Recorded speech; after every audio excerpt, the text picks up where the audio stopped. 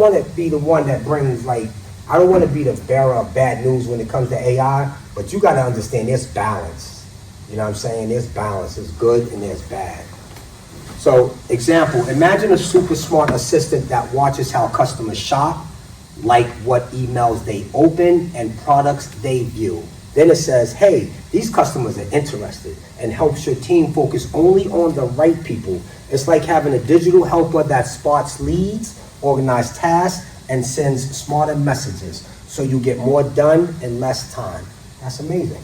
Machine learning, a type of AI that learns from data to spot patterns and make better decisions over time without being explicitly programmed. How is it used in marketing and productivity? ML helps predict what customers will do next. Some of y'all don't even know what you're going to do next. AI know what you're going to do next before you know what you're going to do next.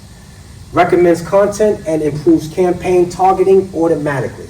Example, think of ML like a smart robot that studies your past marketing wins, like which blog post got the most clicks, what ads work best. Then it says, let's do more of that. AI News with AI Erik.